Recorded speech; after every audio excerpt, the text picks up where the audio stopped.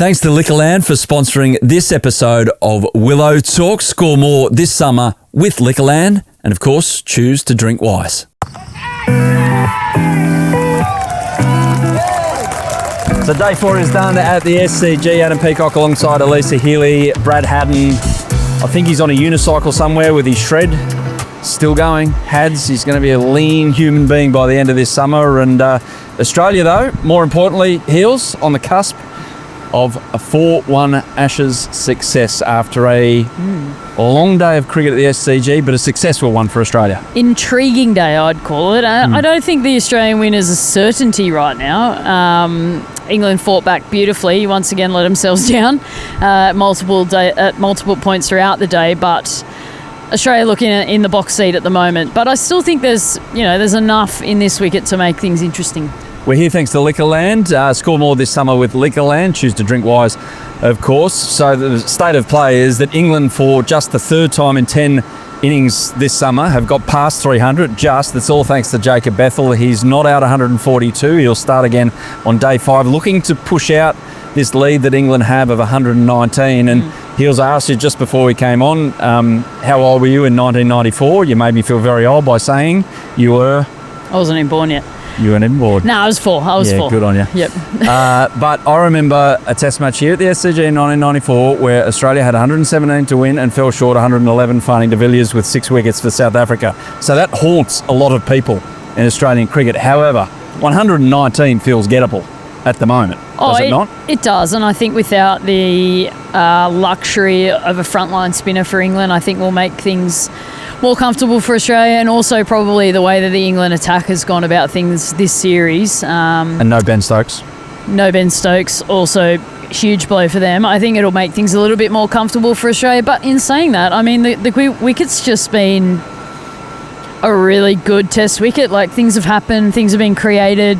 You look at some of the wickets today, they've not necessarily come out of nowhere, but it's been, a bowling change that's created something exciting to happen. So there's still enough twists in the tail, but it's just more the fact that if Australia get 2 more wickets and they've got 3/4 of the day to bat, you'd assume that they'll be able to chase down, whatever's on offer. And Beau Webster, bowling spin at the SCG. It worked. He came on with the aid of one of the great reviews, one of the great legal arguments presented by one A. Kerry, who's had a great summer. Yeah, the wikis. Just got better, didn't it? It did. I'm actually surprised that he bowled a little cheeky spell before the break, I think the tea break, of medium pace, and I'm surprised he didn't bowl off spin quicker. In knowing that, he possesses that skill as well. He bowled his pace from the opposite end to which he bowled his spin. He was aiming at a few little different sort of puffs of dust outside the right-handers off stump. So, but I mean, it's sort of tail of the tape for England. I mean, they got through the tricky periods in that regard. Harry Brook, Jacob Bethell put on an outstanding partnership. Thought they were looking really good, set for a big total, and then a little bit of lapse in concentration, and you get one big ripping off spinner from Beau Webster, and then Will Jacks makes a really crucial error due to a seemingly part-timer coming on. Just a lapse in concentration just lets Australia straight back in the contest. How can you have a lapse in concentration in your second ball after you've been sitting there waiting to come out to bat? Can it happen? Evidently it has. England spent a lot of time in the field. I don't know. I'm trying to find some ways to justify that. But I mean, walking through the media centre pretty quickly after, the Jamie Smith run out, the Will Jacks dismissal, there was a lot of shaking of the heads of every English person I walked past. So there's not a lot of words to justify what unfolded in that little period. But all I can say is that Jacob Bethell's played an outstanding knock, and I think has justified all the talk that we've heard for a long period of time. Yeah, if the acronym FFS, if you know what that means, had a look on someone's face. We've seen it so many times from the English press pack and former players as things have evolved and things have happened. We'll get to all of that in greater detail in a moment. But just on the fact that Harry Brook was out, albeit just, it was shaving, it was given out. Joe Root copped one of those as well. It was given out. It ended up just taking the stumps, so the umpire's decision is upheld. Ben Stokes probably still feels hard done by how he got out in the first innings, feeling like he did get a little feather on it, but it was one of those snicko ones. Can England in any way feel hard done by? We'll get to the the done play in a moment, but No. can they feel hard done by? No, I mean you break that down. You look at Joe Root's dismissal. He was hesitant to review. He knew he got hit in front of the stumps. He got hit right on the knee roll. Doesn't move his feet a lot, so you know you're in strife when that happens. He didn't really want the review, so to then look as disappointed as what he did that it was only clipping the top of the stumps. Come on, I mean, I think the umpire was well within their right. Chris Gaffney was to give that out. Harry Brooks' one was a cheeky little review. Alex Carey, made the right decision that ball might be hitting the stumps. That was a tactical play by Australia when you think about it in that regard to go for that review. And I guess Ben Stokes' one is what it is. I mean, the players heard something, whether he felt it or not, that's up to him, but there was definitely a nick there. So no, I don't think they can bemoan the technology for how they've got out. I think a lot of those dismissals was good bowling, but I think where what's gone wrong with them is other dismissals that hasn't necessarily been good bowling. It's just bad batting. Oh my goodness. By the way, England fans, we will get to the good batting in a moment. Jacob Bethell, that was a day and a half for him today, and maybe the window into the future with this guy over the next decade. But some of that regretful stuff that has popped up time and time and time again this series just slaps you in the head again. So Will Jacks gets out, second ball, and then that run out for Jamie Smith. Like, there's only one thing to put before a question mark, and that's why. Yeah, I mean, pressure does funny things to people, and I'll put it down to pressure. I mean, there is still a mountain of pressure on these two teams in this series, in that there's still World Test Championship points up for grabs. This Ashes series still means a lot to a lot of people. I think there's jobs on the line in the English dressing room as well. So there's still an amount of pressure being placed on this series, and it does weird stuff to people. Also, from maybe a lazy point of view, maybe they're just not switched on for long enough, and maybe that's a product of this whole Bazball era. They don't play a lot of long test matches. You look at their bowling attack, they struggled coming back and back and back to back up long spells. 120 odd overs in the field, like that's tough, but they haven't had to do that a lot. So there's lots of elements of this series that has probably come down to a lack of game fitness in a sense of concentration, but pressure in those moments ultimately makes things make people do strange things, I should say. Like, spit your words out, Alyssa. And I think Will Jacks is a prime example of that. Yeah. Didn't need to do that. He's an aggressive player, get that, but let's play the percentages. That shot's not really on. Jacob Bethell. So coming in, he's one part generational player, one part player that's never scored a century in first class cricket.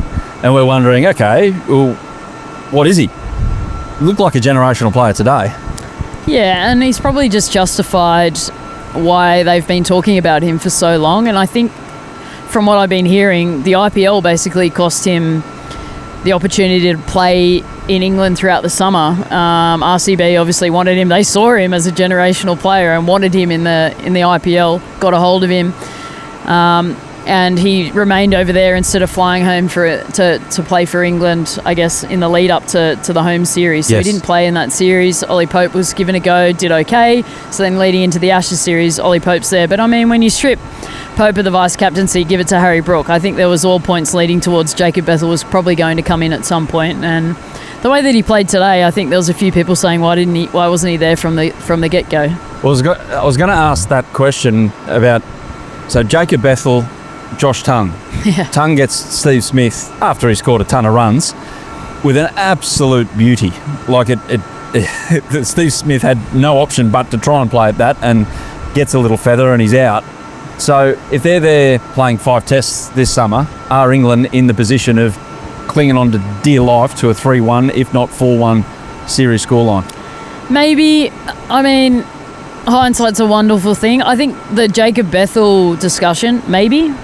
I think that might have been a really interesting one, especially in, Perth, Brisbane, where it's probably, a little bit more on offer for the batters in that regard. They're probably looking to score a little bit more. Melbourne's probably a bit of a write-off. But Josh Tongue's an interesting one. Gus Atkinson did a fantastic job for England before he got injured, just probably didn't have the luck. But then you got Jofra Archer, Mark Wood. You're picking those guys. Like, you're not leaving them out of your side. So, but to have someone at as quirky as Josh Tongue in your side, I think that no Australians have faced before would have been a huge advantage. But that one's hearsay. But I think definitely Jacob Bethell at 3 would have been an interesting one earlier.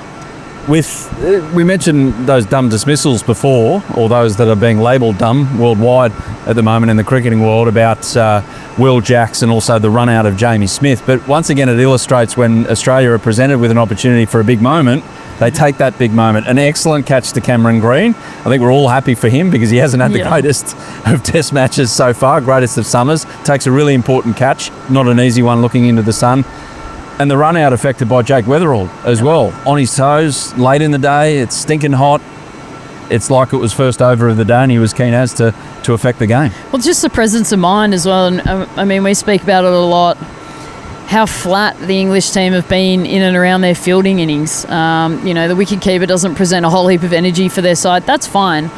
But in those moments, is he where he needs to be to maybe, affect a run out, create some pressure? I mean, in the Australian instance, he threw to the bowler's end, but guess who it is? Marnus Labuschagne, who's there. He's ready for any sort of opportunity he could possibly get to affect a dismissal. Jake Weatherall's in great position. The presence of mind to get it to that end as well.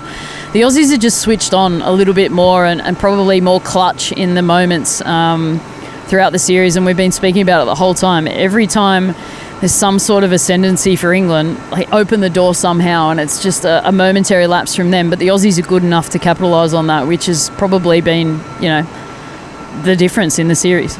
Okay, Scott Boland appreciation right now. Here it comes. I thought he bowled so well today. He beat the bat how many times? It felt like 20. Even late in the day, twice to Jacob Bethell, who was very in, seeing it like one of those watermelons that you were carrying yesterday. And had no answer for what Boland was serving up with an old ball. I mean, for a guy that there was a question mark whether he gets through 5 tests, carry the workload, help Mitch out. Wow, what a summer, and what an end to the summer as well. Yeah, well, there was actually a little bit of a sniff of, will Scotty play Sydney if Josh comes back, if Pat's fit and available? And obviously with Josh not being fit for the rest of the series and then Pat being ruled out after Adelaide and winning the series, then it was basically on Scotty Boland to play all 5, and he's fit enough, he's strong enough to do it. He bowls bulk overs in Shield cricket, and I think that gets him ready to do that load for Australia, which is fine, and that's also a difference between the series. He bowls a lot of overs. Are you saying that red ball cricket is a great preparation for playing test match cricket?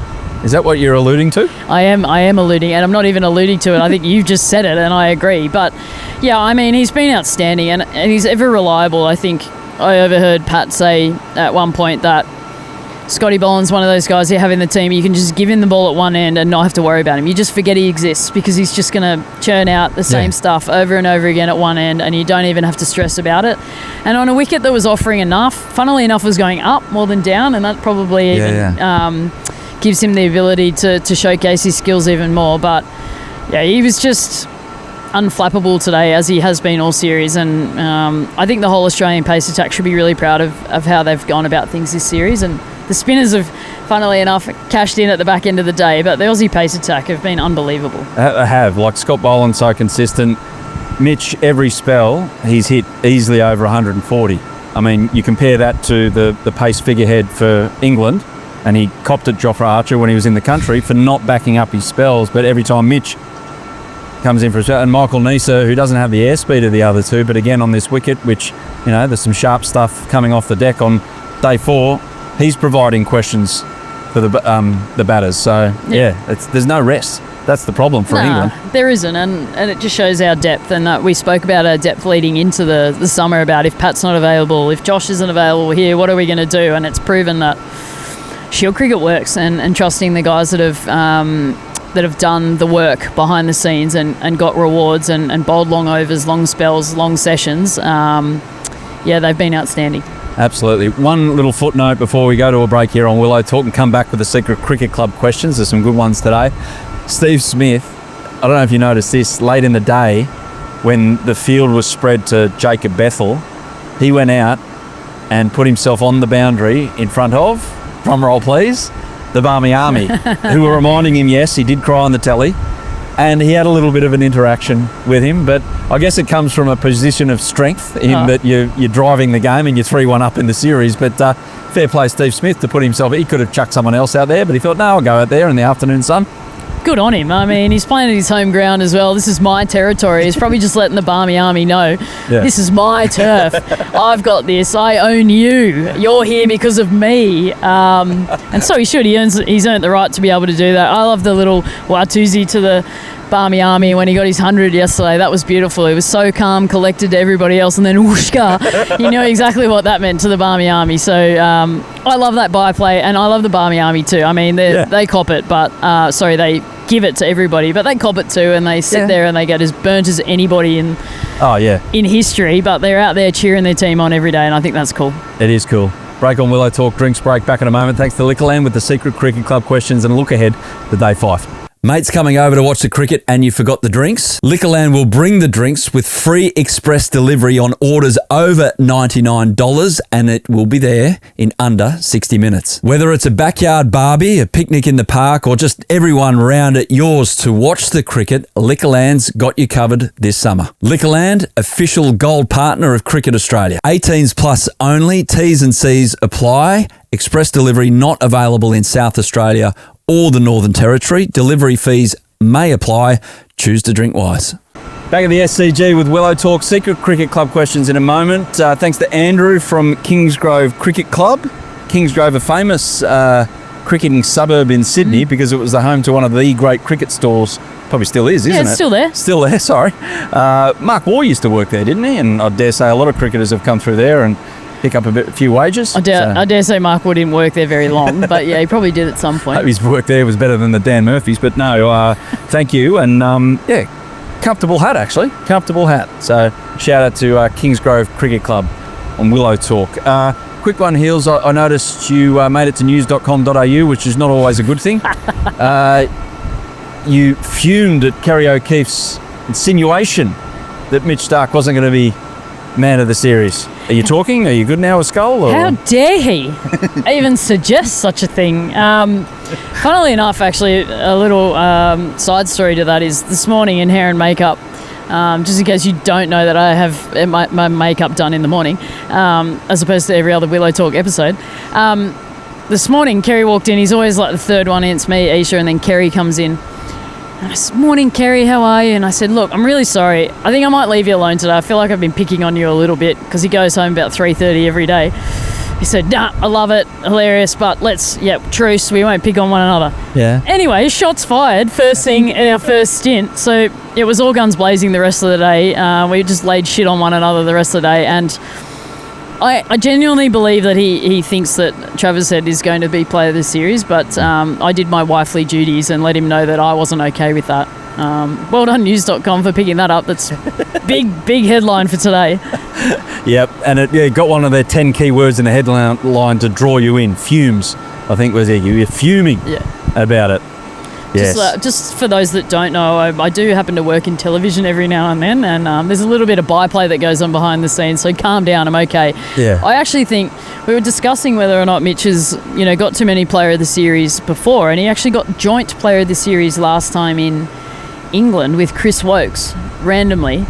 So it wouldn't surprise me, actually, and I might sound biased here, but I'm not. I'm genuinely unbiased. It wouldn't surprise me if there's a joint player of the series for this Ashes series. Okay. T-Head, Starc have had really good series. I'd find it hard to split that at the moment. At the moment, absolutely. So a reminder that England are 119 ahead, as you mentioned at the top. If they eke it out to 150, we've got some interesting times ahead on day 5, which will be a great end to the summer.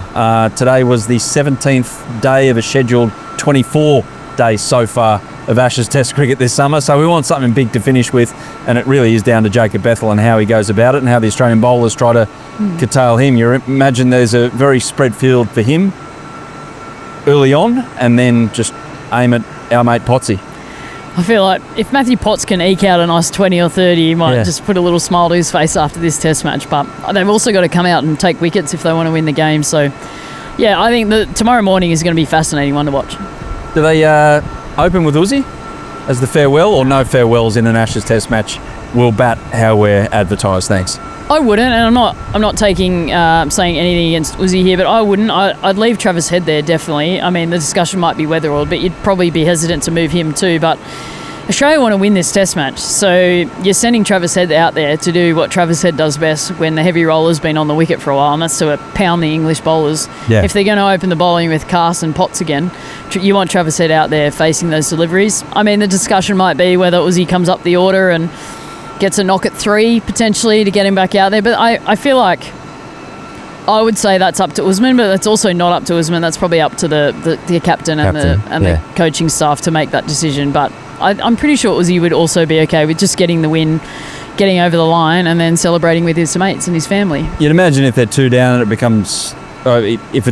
becomes 2 down with like 5 to win, they send him out there. You never know. Well, there's a real reality that, I mean, if they get to 150 ahead, for instance, and we lose a couple of early wickets, we need Usman Khawaja in there at 5 to maybe anchor down an end for a little bit, bring some sort of calm back into the Australian batting lineup. So, I mean, he might get a role anyway. It was him and Beau Webster, wasn't it, on the last day against India? Like, they got a little bit tricky there, so played a role, big role to play for Australia's batters tomorrow to get us home and get us a 4-1 victory. Secret Cricket Club questions. I covered Andy's one before because myself and Andy were thinking along the same lines about Scott Boland and the summer that he's had. So we go to Paddy. Does Ben Stokes have a hero complex? Only shows up to look like a warrior, but not what is best for the team. Phew, that's a fair old accusation. Do you want to lead you into something here? And I say I wouldn't call it a hero complex. I would say slightly misguided leadership in that he does things that he probably doesn't need to do because he's trying to be a leader first and then a player second. If he thinks of Ben Stokes the player first, maybe he gets more out for himself and then the team benefits from that, if you know what I mean. Yeah, and I'll be careful here because I think he's actually like quite an inspirational leader, so I'll be a little bit careful in what I say, but I think he's struggled tactically in this series, so he's probably had to do a lot more of that hero work than what he needed to. So I wouldn't call it a complex. I think it was out of necessity that he's had to do what he's done, and an injury breakdown was right around the corner, if you ask me. He's had to do way too much work. It's happened again for Ben Stokes. Shannon asks, who decides between keeper and bowler to keep up? Bolo looked like he didn't want Kez there. Yeah, it was... I dare say those decisions right now are being made by Alex Carey. He's coming up, and the bowlers, I feel like more so out of a safety perspective because the wicket has gone up, are probably suggesting maybe go back from a safety, like just go back, mate. It's the end of the series. We don't want you hurting yourself. There's more important things right now. But Alex still feels like that presence up there is creating opportunities. So in a short answer to your question, it's the keeper at this moment. PH asks, is it time for Vaughanie to get out of the com box and coach England?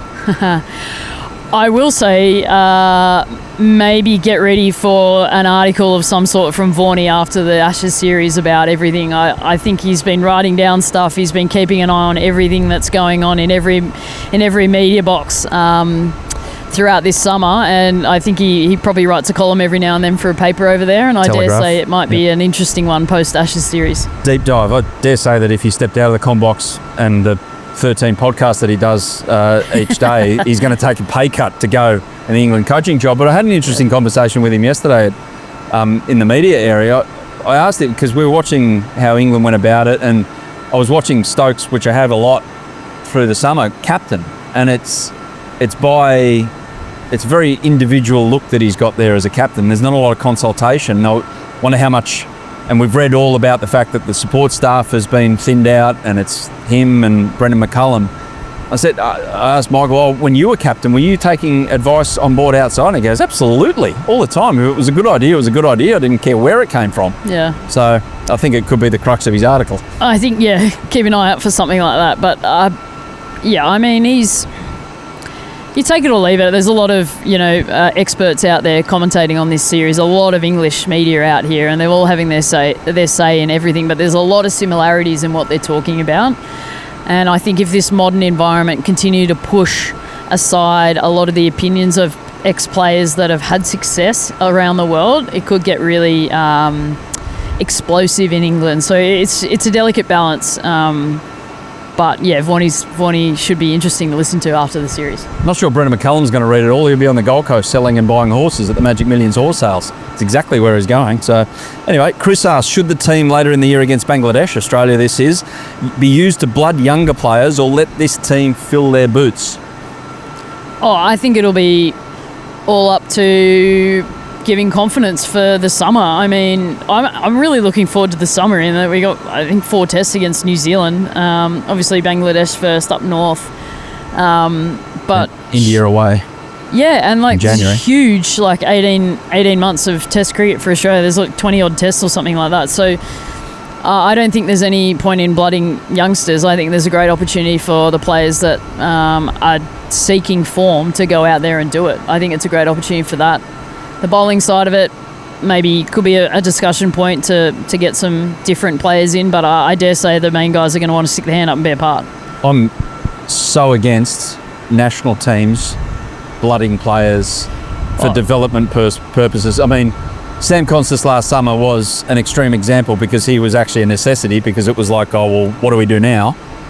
But it was clear that he had some things in his game that he's still doing it, still trying to work it out, that is it sometimes detrimental to their overall development and where they're going to end up when they're 24, 25. Yeah, and also when it comes to the baggy green, it's not a charity. You don't just hand them out to whoever we think might be a good player in the future. You generally picking players in form and who are deserving of those spots. And I think come the middle of the year against Bangladesh, you're still going to need to be on your game to play against that side and those opportunities. And there's a lot of guys out of this series that will want to find some form leading into next summer. Otherwise, people are going to continue writing articles about them not being in the side. So there's great opportunities coming up. And the development areas is in the Shield game. That's what it's there for. There's Aussie A cricket. There's tours away in that regard as well. So there's plenty of opportunities for that. But the baggy green is the baggy green. It's sacred. And that team is the best team in Australia for a reason. Yep. And last one, I saw Nathan Lyon out the front of the ground today. He'd been on a walk. He's getting his steps up, Nathan. He tore his hamstring off his tendon in 3 different places. So when he does an injury, he doesn't go by half, old Nathaniel. So he's looking at the Bangladesh. He's no rush. He's not going to play Shield. No point. Rehab himself properly. So he's absolutely keen as to continue things next Bangladesh. So he was running next week, which is a complete and utter lie.